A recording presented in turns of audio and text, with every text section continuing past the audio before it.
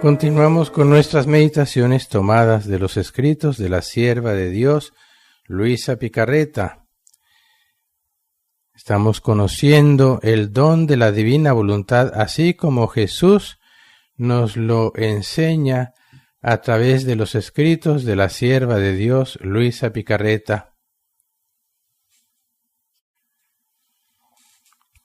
Vamos ahora a detenernos por 2 o 3 sesiones en un capítulo del volumen 20 que tiene fecha septiembre 17, 1926. Jesús le va diciendo a Luisa, y a lo largo de todos los escritos, de tantísimos modos se lo dice, la distancia entre quien vive en la voluntad de Dios y quien no vive en la voluntad de Dios. Repite con frecuencia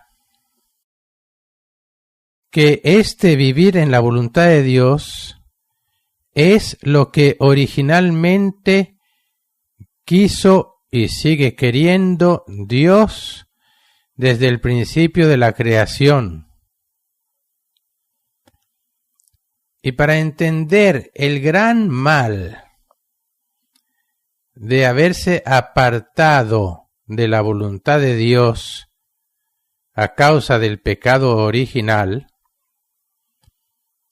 para entender los grandísimos males en los que cayó el hombre, hay que comprender los grandísimos bienes divinos con los que Dios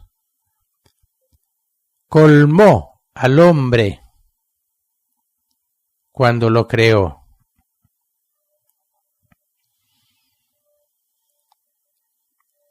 Este capítulo, como muchos otros, nos va a ayudar a comprender siempre mejor esto. Cuando nosotros nos damos cuenta del grandísimo mal de hacer nuestra voluntad sin la voluntad de Dios, nos da horror y nos ayuda a hacer cualquier cosa para no volver a ofender a Dios, y no solo, sino para no volver a hacer nuestra voluntad y hacer siempre solo la voluntad de Dios. Vivir en función solo de vivir y hacer la voluntad de Dios.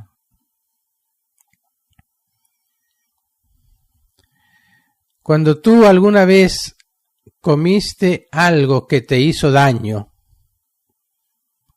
o que te dio, por ejemplo, una de esas alergias que en un momento te pueden llevar a la muerte,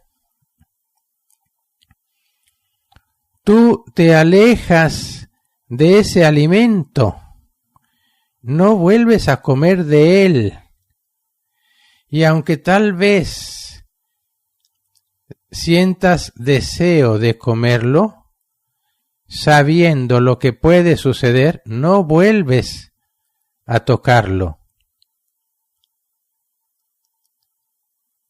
No sé qué tanto cada uno de ustedes alguna vez haya visto alguna persona afectada por una de estas alergias, por las nueces, por ejemplo, o por los mariscos.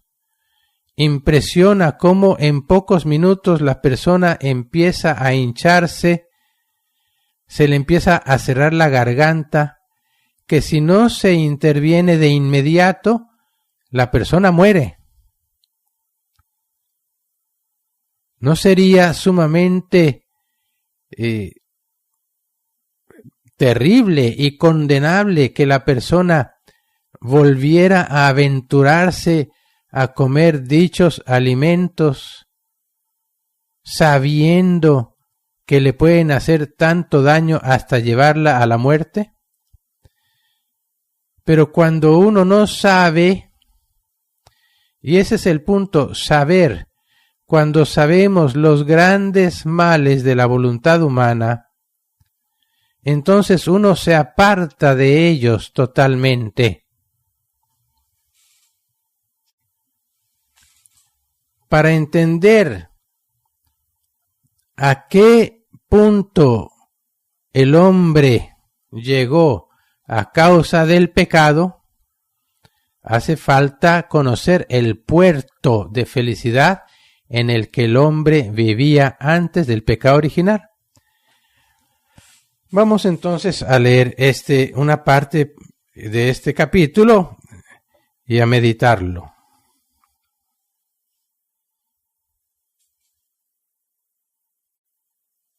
Le dice Jesús a Luisa: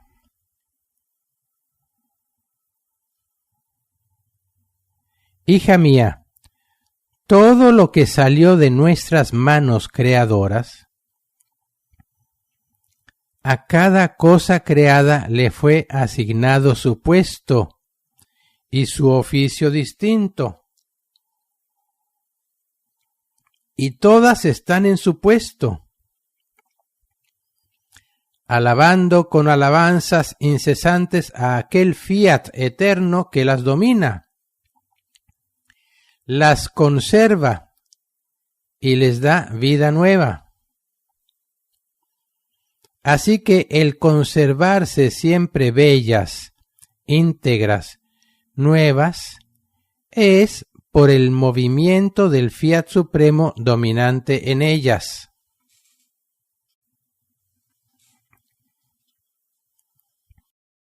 También al hombre le fue asignado su puesto, su oficio de soberano sobre todas las cosas creadas, con la diferencia que mientras todas las demás cosas creadas por nosotros quedaban tal y como Dios las había creado, sin cambiarse jamás, ni crecer ni decrecer, en cambio mi voluntad, dando al hombre la supremacía sobre todas las obras de nuestras manos, y queriendo desahogar con él más en su amor, le daba el oficio de crecer continuamente en belleza, en santidad, en sabiduría, en riqueza, hasta elevarlo a la semejanza de su Creador. Pero siempre debía hacerse dominar, guiar, para dar campo libre al fiat supremo de formar su vida divina en él. Siempre me vienen los ejemplos de la vida diaria. Un niño que es educado, que es guiado y se deja guiar. Haz esto, no hagas esto, estudia esto. ¿Qué sucede con ese niño? En cambio, otro que no se deja guiar, que no escucha, que no hace caso, ¿qué sucede con él?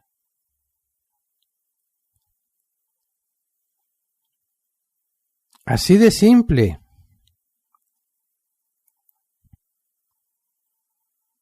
Dice Jesús, pero siempre debía hacerse dominar, guiar, para dar campo libre al fiat supremo de formar su vida divina en él, para poder formar este continuo crecimiento de bienes y de belleza con felicidad sin fin. Porque sin mi voluntad dominante no puede haber ni crecimiento, ni belleza, ni felicidad, ni orden, ni armonía.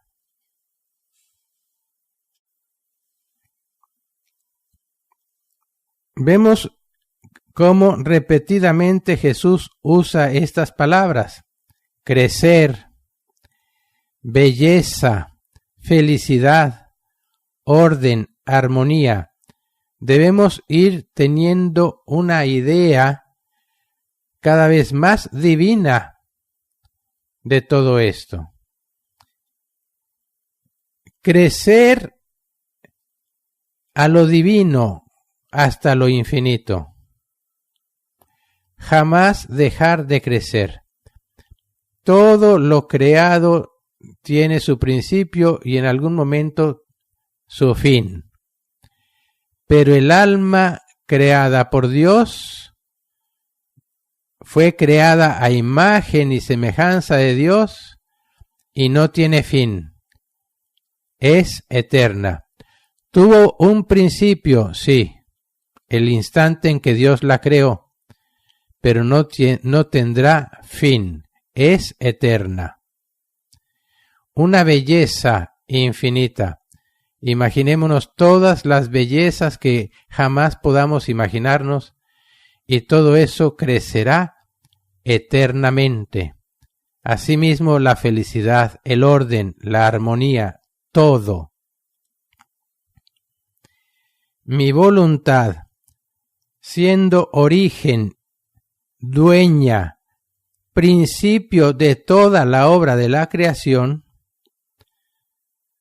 donde ella existe, tiene virtud de conservar bella su obra, tal y como la hizo salir. Pero donde no existe, falta la comunicación de sus humores vitales para conservar la obra salida de nuestras manos. Recordemos el ejemplo de esa máquina capaz de hacer cualquier cosa, pero que se desconecta de su electricidad y termina dañándose. Cualquier cosa de este mundo deja de usarla, aquello para lo que fue creado, y termina dañándose. Hace falta quien le dé mantenimiento, quien le dé vida, y ese es Dios. Dios le da mantenimiento divino a todo lo creado. Y así debía ser con el hombre. Mi voluntad, siendo ella origen, dueña, principio de toda la obra de la creación, donde ella existe, tiene virtud de conservar bella su obra, tal y como salió de sus manos. Pero donde no existe, falta la comunicación de sus humores vitales para conservar la obra salida de nuestras manos. Y entonces dice, ¿ves entonces qué gran mal fue para el hombre sustraerse de nuestra voluntad? Así que todas las cosas, aun las más pequeñas, tienen su puesto. Se puede decir que están en su casa al seguro. Nadie las puede tocar. Poseen la abundancia de los bienes porque ese querer que corre en ellas posee la fuente de todos los bienes. Están todas en el orden, la armonía y la paz con todos. En cambio, el hombre, con sustraerse de nuestro querer, perdió su puesto, quedó sin nuestra casa, expuesto a los peligros. Todos lo pueden tocar para hacerle daño.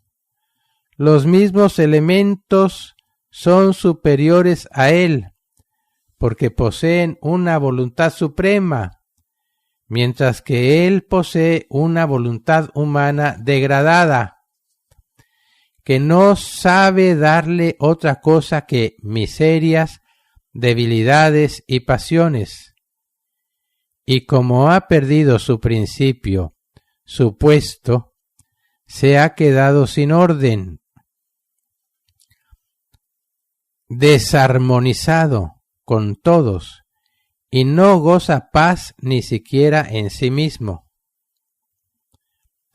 Así que se puede decir que el hombre es el único ser errante en toda la creación, que por derecho nada le toca, porque nosotros todo le damos a quien vive en nuestra voluntad, porque está en nuestra casa. Es una de nuestra familia. Las relaciones, los vínculos de filiación que posee viviendo en mi voluntad, le dan el derecho a todos nuestros bienes. En cambio, quien no vive de la vida de mi voluntad, ha roto como de un solo golpe todos los vínculos, todas las relaciones. Por eso es tenida por nosotros como cosa que no nos pertenece. Oh, si todos supieran qué significa romper con nuestra voluntad y en qué abismo se precipitan, todos temblarían de espanto y harían competencia para regresar al reino del fiat eterno, para volver a tomar su lugar asignado por Dios.